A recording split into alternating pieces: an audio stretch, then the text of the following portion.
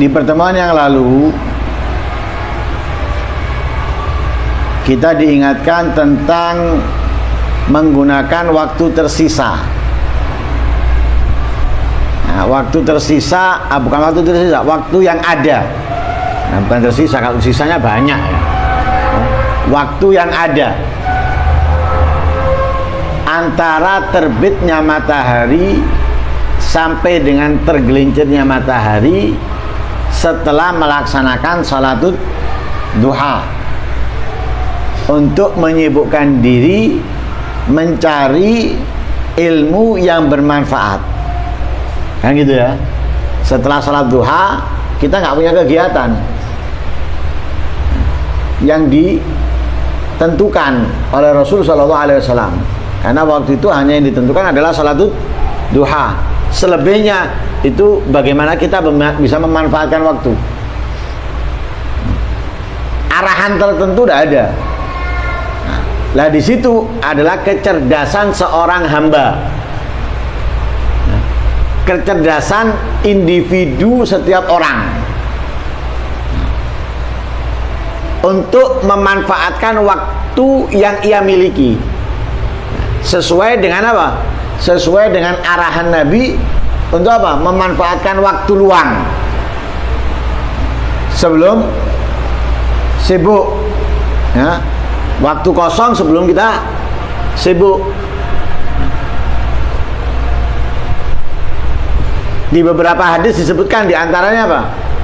Nikmatan maghbunun fihima katsirun minan nas. Ada dua kenikmatan yang banyak dilupakan, banyak diabaikan oleh manusia, nah, kurang diperhatikan, kurang dipedulikan. Nah, dua kenikmatan itu adalah as-sihha wal faragh, kesehatan dan al-faragh, waktu luang. Juga dalam hadis yang lain, ightanim khamsan qabla khamsin, manfaatkan 5 sebelum datangnya 5. Di antaranya apa? Faraghaka qabla syughlik, waktu luangmu sebelum sibukmu. Nah, ketika kita mengingat hadis ini, walaupun tidak ada perbuatan tertentu yang ditunjuk oleh Rasul SAW, kita tidak akan membuang waktu begitu saja. Apalagi di pertama pembahasan kitab Bidayatul Hidayah sudah diingatkan oleh Imam Ghazali bahwa waktu itu adalah modal utama manusia untuk meraih keuntungan, kan gitu. Nah, sehingga digambarkan oleh Imam Ghazali, kalau kita tidur 8 jam setiap hari, usia kita 60 tahun, maka 20 tahun habis untuk tidur. Usia 60 tahun, setiap hari tidur 8 jam, 20 tahun habis untuk tidur. Nah, itu kalau 60 tahun itu langsung gede. Nanti kan mulai kecil. Lah kecil nanti apa yang dilakukan? Tidak ada. Yang dilakukan kecil itu nangis, makan, main, nangis, makan, main. Sampai usia berapa? Ada yang sampai 7 tahun, ada yang sampai 10 tahun. Berarti sisa berapa dari 60 tahun? Sisa 50. Sisa 50. Berarti kalau sudah seperti itu 20 tahun lagi habis untuk tidur, tinggal berapa? 30. Lah 30 belum lagi dipotong, ya, keluyuran ke sana kemari. Selain tidur kan, ya, keluyuran sana kemari di kamar mandi, ya, makan, minum, dan lain sebagainya. Sisa berapa? Terpotong lagi, ya. Nah, karena itu kita diingatkan untuk apa? Memanfaatkan waktu. Lah yang paling utama, yang paling bagus untuk kita manfaatkan waktu kita adalah untuk apa? Ilmu. Nah, karena itu di situ disebutkan ya, yang pertama adalah yang harus kita lakukan dengan apa, waktu yang ada itu untuk apa? Mencari ilmu yang manfaat. Nah, ilmu yang manfaat adalah ilmu yang mengingatkan kita, yang menyadarkan kita, yang mendekatkan kita kepada Allah Subhanahu wa ta'ala. Lah, kalau kita sudah mencari ilmu yang manfaat, sudah meraih, mendapatkan ilmu yang manfaat, tapi masih ada waktunya untuk sampai ke zuhur, ini masih ada waktunya. Nah, gimana? La fa idza faragta min dzalika kulli, kalau kamu sudah selesai menyelesaikan menggunakan waktu yang ada untuk mendapatkan ilmu yang manfaat, ya, wa faragta min islahi nafsika zahiran wa batinan, dan kamu sudah menyelesaikan ya, dalam waktu itu untuk memperbaiki diri kita, memperbaiki dirimu ya, zahiran wa batinan, secara zahir maupun batin. Wa fadla syai' min awqatik, masih ada waktu yang kamu miliki. Nah, bukan sedikit waktu ya, masih ada waktu ya, yang kamu miliki. Wa fadla syai'un min awqatik, masih memiliki, kamu masih memiliki waktu ya. Di situ fala ba'sa an tashtagila bi ilmil madhab fil fiqh. Nggak apa-apa kamu mempelajari ilmu yang lebih luas dari ilmu yang sudah kamu pelajari di dalam ilmu fikih. Tujuannya li ta'rifa bihi al-furu' an-nadira fil ibadat, agar kamu mengenal, mengetahui cabang-cabang ilmu fikih yang nadira, yang jarang, yang tidak terlihat, yang jarang terlihat mata, yang jarang didengar telinga. Nah, kamu pelajari untuk mengetahui, oh ternyata di sini nih ada perbedaan yang ini ya, perbedaan ini, perbedaan itu, dan sebagainya. Jadi utamanya tadi adalah pokoknya yang kamu pelajari. Setelah itu kamu mempelajari yang lebih, itu nggak apa-apa. Kenapa? Masih punya waktu. Jadi menggambarkan di sini, pertama yang kita waktu yang kita miliki harus kita gunakan untuk yang paling utama.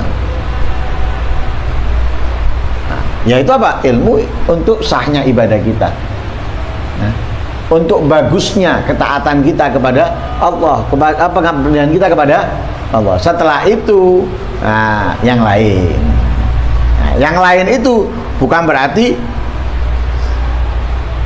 nggak manfaat, bukan nggak berarti nggak mulia, mulia, manfaat. Mendukung yang pertama tadi itu, tapi yang pertama itu yang utama. Yang pertama adalah yang utama. Juga apa? Wa tariqat tawassut, ya. Wa tariqat tawassut bainal khalq fil khusumat inda inqibab mal syahwat, agar kamu bisa mencari solusi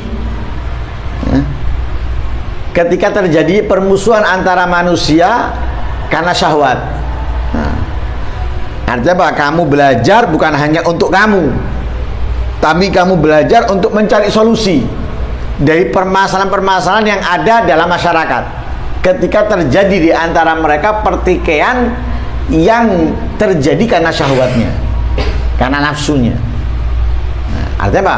Menjadi pendamai. Nah, untuk menjadi pendamai itu bukan asal, tapi dia harus pandai, harus pinter. Momen, waktu untuk ngajak bicara, apa yang disampaikan itu harus pinter. Kalau enggak, bukan mendamaikan, malah memperkeruh. Negara ini nyerang negara ini. Lah, yang maju di antara dua negara ini harus apa? Harus sebuah negara ya, dan pemimpin yang bisa melobi keduanya. Kalau negara yang maju atau pemimpin yang maju itu pokoknya pemimpin pokok negara, nggak bisa menyelesaikan. Justru malah ada yang menambahkan emosi satu di antara yang kedua ini. Tapi kalau yang maju sebuah negara atau pemimpin, ya, yang ditakuti, yang didengarkan, yang pinter, ya, maka bisa mensejukkan suasana. Nah, lah boleh setelah itu, ya, kita mempelajari, ya, kita mempelajari cara mendamaikan, ya, permusuhan yang terjadi di antara manusia, ya, yang terjadi karena syahwat. Fadzalika aidan ba'dal faragh min hadhil muhimmat. Nah, itu dilakukan kapan? Setelah selesai daripada kepentingan ini. Nah, kepentingan apa? Min jumlati furudil kifayat, daripada, ya, yang hukumnya fardu kifayah. Nah, jadi kita melakukan mempelajari itu setelah apa? Setelah ilmu fardu kifayah itu sudah kita pelajari, ya, sudah kita pelajari. Makanya di situ dikatakan, ya, dikatakan oleh Imam Az-Zayadi, talabul ilmi syar'i itu ala thalathati aqsam. Nah, mencari ilmu syariat atau ilmu agama itu terbagi menjadi 3 bagian. Ya. Pertama, fardu ainin, hukumnya fardu ain. Nah, hukumnya fardu ain. Kapan fardu ain? Ta'allumu ma la budda minhu, mempelajari yang harus diketahui. Ya, yang fardu ain adalah ta'allumu ma la budda minhu, mempelajari yang harus diketahui tentang iman, tentang Islam, ya, tentang apa yang kita lakukan. Ya.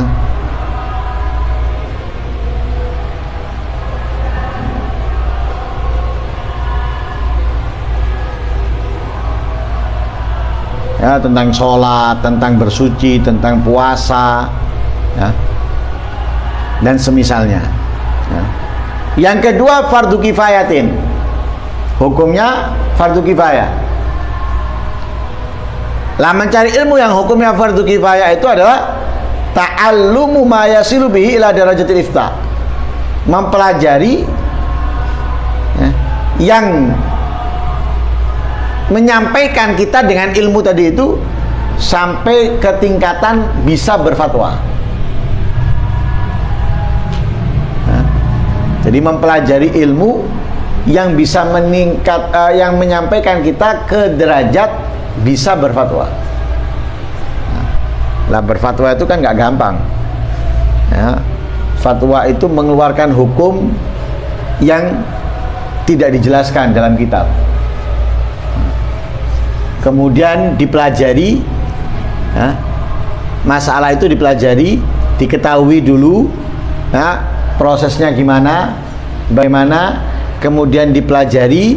Setelah dipelajari baru dikeluarkan hukumnya. Oh, ini halal, oh, ini haram. Halalnya dijelaskan sebab ini, sebab ini, sebab ini. Haramnya dijelaskan sebab ini, sebab ini, sebab ini. Nah, jadi fatwa itu nggak gampang. Orang yang harus mumpuni dalam semua bidang ilmu, baik itu dalam hadisnya, baik itu dalam fikihnya, ya, dan semisalnya, ya, karena berhubungan semuanya. Ya. Lah, ini mempelajari ilmu yang lebih daripada yang wajib sampai tingkatan dia bisa berfatwa. Itu hukumnya fardu kifayah. Yang ketiga, sunnah. Sunnah itu yang lebih dari itu, bisa menjadi qadhi, ya, bisa menjadi mujtahid, bukan berfatwa lagi. Mujtahid itu bisa mengeluarkan hukum, ya, sendiri sudah. Ya. Ya, seperti para ulama kita, para Imam Syafi'i, Imam Malik, itu makomnya mujtahid. Nah, kalau makomnya mujtahid, ya, walaupun ada dalam hukum fikih hukumnya A misalnya, mujtahid itu bisa mengeluarkan hukum beda. Tapi bukan ngawur, bukan asal. Boleh tidak seneng ambil imam iki gawe hukum dewi misalnya, ya ndak. Ya, bukan karena nafsunya, bukan karena syahwatnya, ya, dari pengetahuannya. Ya, karena apa? Itu yang sunnah. Ya, kalau yang fardu kifayah sampai derajat bisa berfatwa. Kalau yang sunnah itu lebih daripada itu, menjadi qadhi atau mujtahid.